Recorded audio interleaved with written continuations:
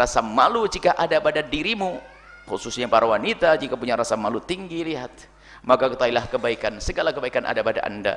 Kemarin kita bicara dengan anak-anak putri kita, Bunda Raya malu, jangan biasa mengangkat suara. Fala takhdu'na bil qawli fayatma'alladzi fi qalbihi maradun. Kalau ngomong kepada orang laki-laki, jangan ganjen-ganjen deh, jangan ngendesah-desah, jangan kemenyek-kemenyek itu. Bahkan ini kalau kemenyek, tahu ya, kemenyek itu bahasa istimewa, bahasa Jepang itu. Nggak paham orang Jawa Timur yang ngerti itu ya. Jadi kalau bicara ya jangan, tapi dengan suamimu super kemenyek boleh, super ganjen boleh dengan suami, dengan orang lain ngomong ya Masya Allah. Ini nggak boleh, menjadi haram kita mendengarnya. Biarpun semula mendengar suara perempuan, madhab kita Imam Syafi'i bukan aurat di saat suara wajar, tapi kalau sudah suaminya disah-desahkan, diganjin-ganjinin, nggak boleh dengar kita, nggak boleh. Dan kita ingin tanamkan anak kita punya rasa malu, jangan biasa mengangkat suara di depan kaum pria. Kemudian juga kalau pengen ngukur kemuliaanmu wahai anak-anak putriku teman, dan ibu wanita, ibunda dan saudara-saudari, kalau anda sudah betul-betul merasa risih di saat dipandang oleh kaum pria, maka rasa malu ada pada anda. Anda risih kalau ada orang melihat, ngapain dia lihat saya, pengen lempar pakai sepatu, biarpun tidak dilempar beneran, pokoknya anda resih, sedih. Tapi naudzubillah, katanya rajin ngaji, solehah, tahajudan, kalau lewat laki-laki pasti dibasah-basahin bibirnya kek, atau minyaknya langsung diambil, macam-macam ya. Rendah itu perempuan, tidak ada nilainya, itu rendah. Perempuan harus punya wibawa, malu, punya rasa malu. Dilihat lagu laki-laki, ngapain dia merhatikan saja. Dan sangat berbeda pendidikan yang diajarkan Allah dan Rasulnya dan pendidikan kafir. Pendidikan kafir pamer tuh, tonjolin tuh auratmu tuh, tampakin tuh, biar terpesona, biar semua mengagumi kamu, kamu begini, kamu begini, hingga hanya untuk dinikmati oleh semua orang, karena memang bukan, nggak ada privasi, nggak ada yang istimewa lagi, sehingga siapapun boleh melihatnya ya, bersentuhan boleh ya. Sementara orang yang sesuatu yang mulia pun akan dijaga. Sebenarnya menjaga ini adalah tradisi atau kesadaran semua orang. Dikisahkan bahwasanya ratu di negeri kafir sana, ratu apa gitu di Inggris atau apa itu nggak mudah salaman sama orang. Karena apa? Harus terjaga dong, masa semua orang disalamin, ya kan? Apakah boleh semua orang salaman? Ya nggak boleh. Karena apa? Terjaga dia.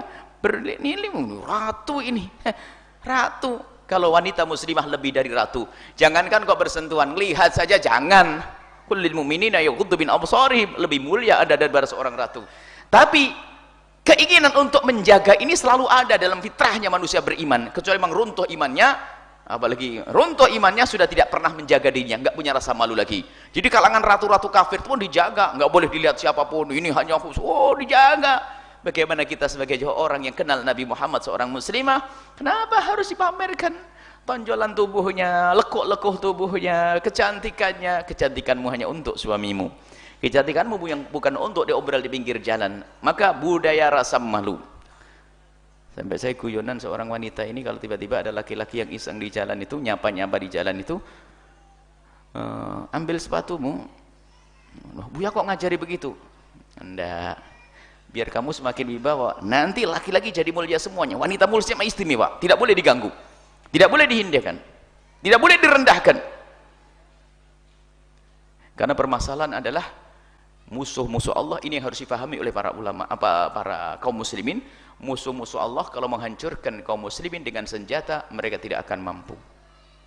Dari masa ke masa mereka harus hengkang di saat bercokol di bumi pertiwi selama 350 tahun dengan segala kekuatan. Dan kekayaan kita pun diambil, artinya kita seolah-olah tidak punya kekuatan, tapi kekuatan iman. Mereka menjadi hengkang meninggalkan negeri kita. Akan tapi mereka sekarang sudah berpikir, dan itu ditulis oleh para ulama-ulama besar, termasuk diingat oleh Dr. Muhammad Said Ramadan Al-Buti dan lainnya.